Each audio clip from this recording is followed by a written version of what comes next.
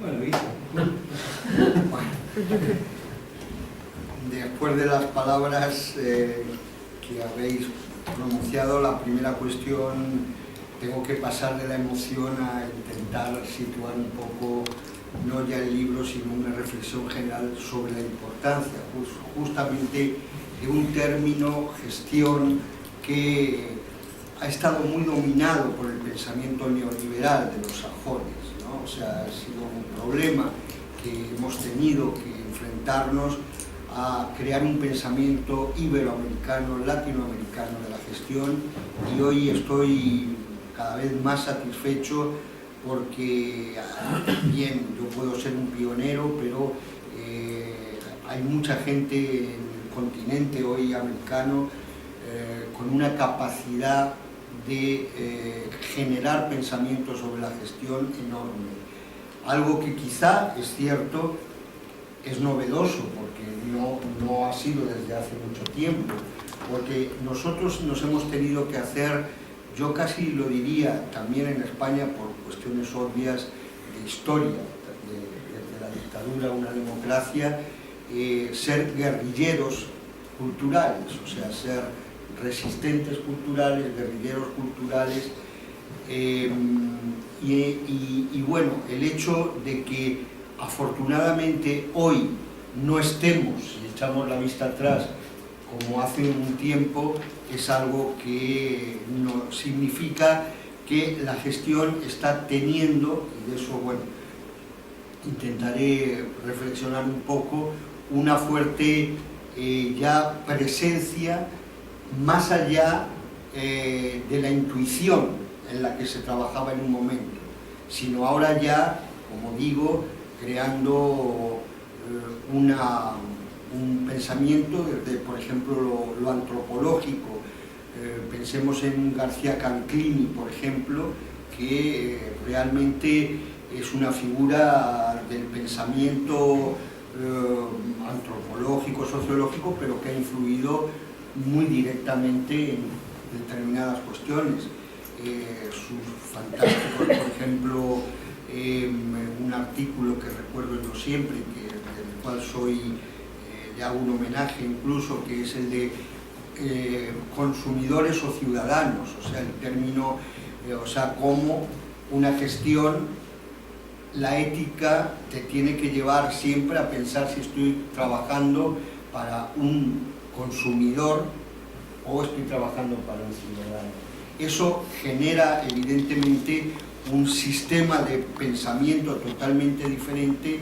y en ese sentido yo debo decir que he sido un hombre muy afortunado en la vida, porque desde que me inicié en el teatro hace ya muchos años, muchos, porque empecé a los 19 años y desde entonces he vivido el teatro siempre de actor, director, barriendo suelos en las salas o poniéndome en la taquilla, pero no he hecho otra cosa, nunca jamás me he tenido que, digamos, ser contratado por lo privado, o sea, lo privado comercial, nunca jamás he hecho, siempre he trabajado en lo independiente o en lo público, porque es mi pensamiento. Y con ello no quiero decir que me parece que el teatro podríamos llamar privado, comercial, lo respeto totalmente, me parece que es una vía que no quiero confrontarlo, sino que simplemente un gestor, una gestora, tiene que saber dónde se sitúa, y en ese sentido, pues eso te da una línea de trabajo. Y bueno, antes de pasar entonces a estas reflexiones, no tengo más remedio, y no es por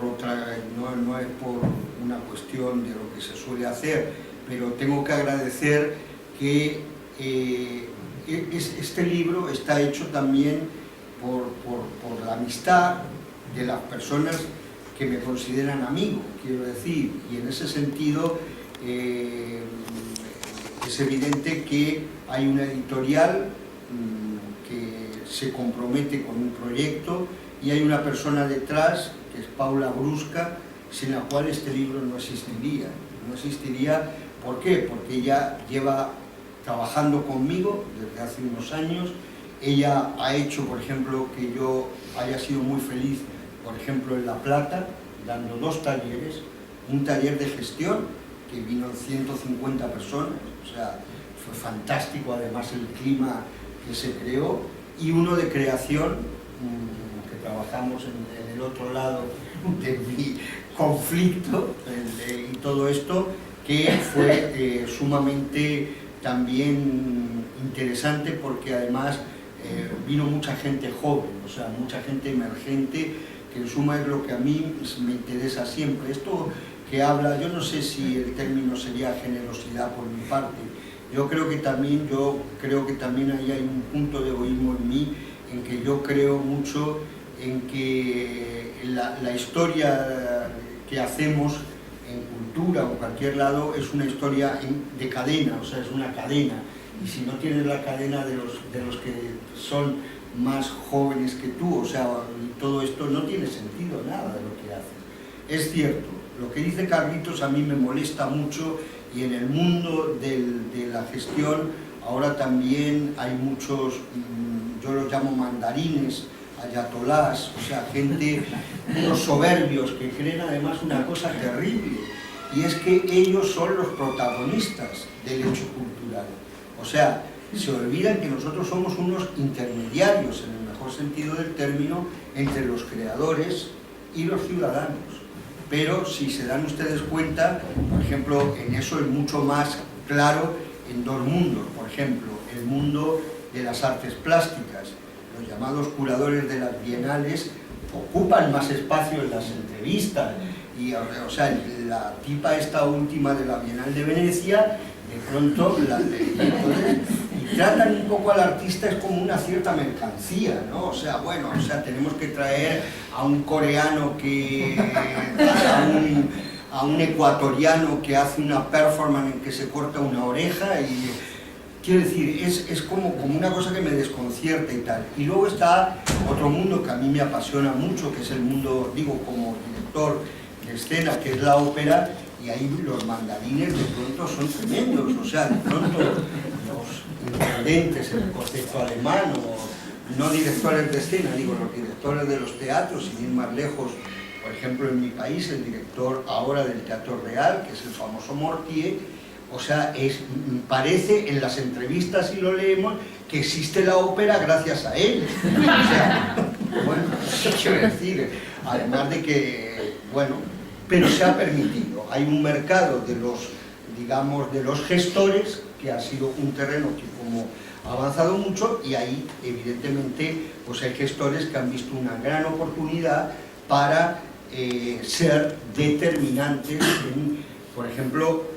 eso es muy claro en los festivales. O sea, como hoy determinados curadores, directores de festivales generan moda, generan consumo, a partir de que, si vemos incluso, y han dado un salto más, porque ahora si vemos 10 festivales importantes en el mundo, veremos que el 80% de la programación es igual.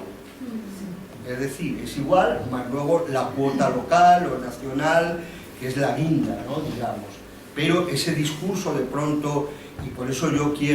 siempre reivindico a personas, gestores magníficos que a lo mejor se han perdido en la memoria por ejemplo, de este país, Carlos Jiménez, un cordobés que a lo mejor ustedes ni conocen,